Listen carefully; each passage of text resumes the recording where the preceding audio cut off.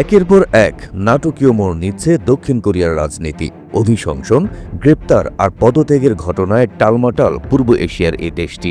আসছে জুনে অনুষ্ঠিতব্য জাতীয় নির্বাচন ঘিরে দেশটিতে ক্ষণে ক্ষণেই বদল হচ্ছে রাজনৈতিক দৃশ্যপট।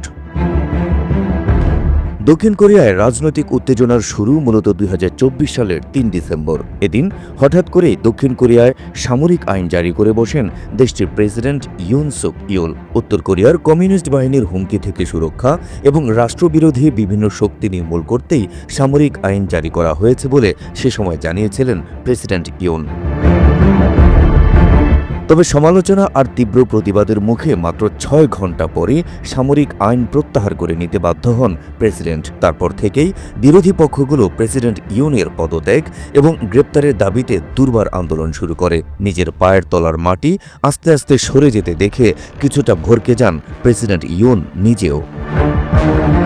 ১৪ ডিসেম্বর ২০২৪ প্রেসিডেন্ট ইউনের জীবনে একটি কঠিন দিন। সেদিন দক্ষিণ কোরিয়ার পার্লামেন্ট প্রেসিডেন্টকে ইমপিচ বা অভিশংসন করে। পার্লামেন্টের ৩০০ সংসদ সদস্যের মধ্যে ২০৪ জন তাকে অভিশংসনের পক্ষে ভোট দেয়। এ তালিকায় ছিল তার নিজ দলেরও ১২ জন সংসদ সদস্য। এরপরই তাকে আনুষ্ঠানিকভাবে সরকারের দায়িত্ব থেকে সাময়িক বরখাস্ত করা হয়। সেই সঙ্গে তার বিরুদ্ধে গ্রেপ্তারি পরোয়ানা কার্যকরের পদক্ষেপও নেয় দেশটির প্রশাসন। ২০২৫ সালের ৩ জানুয়ারি কার্যত ক্ষমতা হারানো প্রেসিডেন্ট ইউনকে গ্রেপ্তারে অভিযান চালায় দেশটির দুর্নীতি তদন্তকারী কার্যালয়ের কর্মকর্তা ও কিছু পুলিশ। কিন্তু প্রেসিডেন্ট বাসভবনের নিরাপত্তায় থাকা গার্ড ও প্রেসিডেন্টের দলীয় নেতাকর্মীদের বাধার মুখে ইউনকে গ্রেপ্তার না করেই সেদিন ফিরে আসে তদন্ত দল। ৩ জানুয়ারি ব্যর্থ হলেও ১৫ জানুয়ারি প্রেসিডেন্ট ইউনকে গ্রেপ্তারে সমর্থ হয় দেশটির দুর্নীতি বিরোধী কর্তৃপক্ষ। প্রেসিডেন্ট ভবন থেকে এদিন প্রায় বিনা বাধায় গ্রেপ্তার করে নিয়ে আসা হয় ইউনকে। গ্রেপ্তারের কিছু আগে ৩ মিনিটের এক ভিডিও বার্তায় এ তদন্তকে অবৈধ বলে ঘোষণা দেন প্রেসিডেন্ট ইউন। বলেন, অপ্রীতিকর রক্তপাত এড়াতে আমি সিআইওতে হাজির হওয়ার সিদ্ধান্ত নিয়েছি, যদিও এটি একটি অবৈধ তদন্ত। বান্ডেল থাকলে প্রতি সেনমানিতে টাকা বাঁচবে। বিকাশ সেনমানি বান্ডিল কিনে জিতুন প্রতি লেনদেনে। প্রেসিডেন্ট ইউনের গ্রেপ্তারের পর দেশটির ভারপ্রাপ্ত প্রেসিডেন্ট হিসেবে দায়িত্ব পালন করছেন হান ডাকসু। এরই মধ্যে আসছে ৩ জুন দেশটিতে জাতীয় নির্বাচনের দিন তারিখও ঠিক করা হয়। নির্বাচনের প্রচারণায় ব্যস্ত হয়ে পড়ে দেশটির রাজনৈতিক দলগুলো।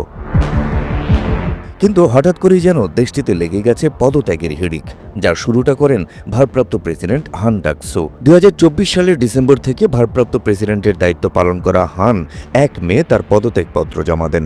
শোনা যাচ্ছে আসছে নির্বাচনে প্রেসিডেন্ট পদে লড়তে গণসংযোগে মনোযোগী হতেই তিনি পদত্যাগ করেন। ভারপ্রাপ্ত প্রেসিডেন্টের দেখানো পথে একই দিনে পদত্যাগ করেন দেশটির অর্থমন্ত্রী চুই সাং মক। ১ মে বৃহস্পতিবার তিনিও তার পদত্যাগপত্র জমা দেন। অথচ এদিন মধ্যরাতেই ভারপ্রাপ্ত প্রেসিডেন্ট হিসেবে দায়িত্ব নেওয়ার কথা ছিল তার। তবে চুই সাং মক তার পদত্যাগের কারণ হিসেবে বর্তমান অর্থনৈতিক সংকটকে দায়ী করেন। বলেন, দেশি বিদেশি গুরুতর অর্থনৈতিক পরিস্থিতির প্রেক্ষাপটে আমার পক্ষে দায়িত্ব পালন অব্যাহত রাখা কঠিন হয়ে পড়েছে। আমি দুঃখিত যে আমাকে সরে দাঁড়াতে হচ্ছে। এই অবস্থায় দক্ষিণ কোরিয়ায় এখন চলছে প্রায় ভেঙে পড়া প্রশাসনকে দাঁড় করানোর অব্যাহত চেষ্টা।